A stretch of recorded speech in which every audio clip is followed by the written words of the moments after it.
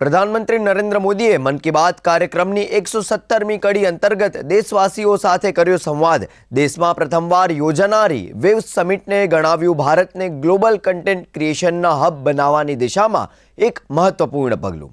એન્ટરટેનથી માંડીને એનિમેશન એક્સપર્ટને સમિટમાં જોડાવા કરી અપીલ।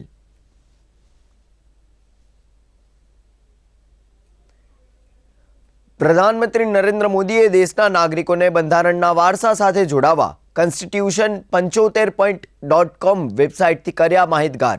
સાથે જ બાળકોને ક્રિસ 30 અને બાલ્ટી બોયની એનિમેશન સિરીઝની કરી વાત।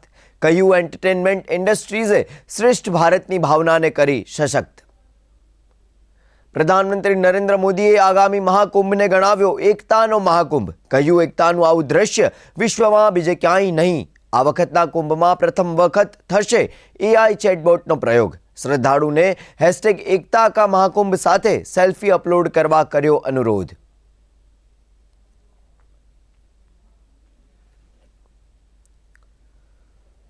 સંરક્ષણ મંત્રી રાજનાથસિંહ આજથી મધ્યપ્રદેશના 2 દિવસીય પ્રવાસે। CDS જનરલ અનિલ ચૌહાણ અને Indian army chief general Upendra Dwivedi પણ રહેશે ઉપસ્થિત।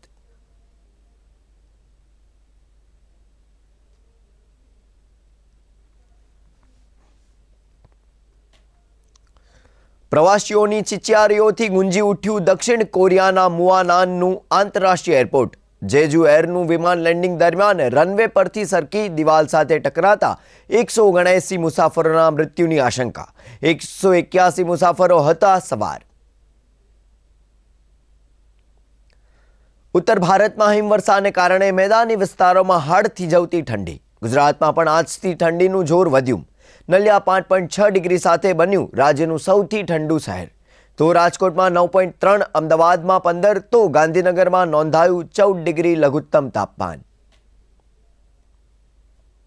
દહેજની GFL કંપનીમાં ગેસ ગળતર થતાં 4 કામદારના કમકમાટી ભર્યા મોત। CMS પ્લાન્ટમાં વાલ્વ લીકેજ થયા બાદ સર્જાઈ દુર્ઘટના।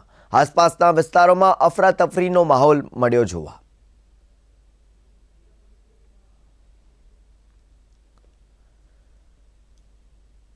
મેલબોર્ન ટેસ્ટના આજે ચોથા દિવસની રમતના અંતે ઓસ્ટ્રેલિયાએ બીજી ઇનિંગમાં નોંધાવ્યા 9 વિકેટે 228 રન। ભારતથી થયું 333 રન આગળ। જસપ્રીત બુમરાહે પૂરી કરી 200 ટેસ્ટ વિકેટ।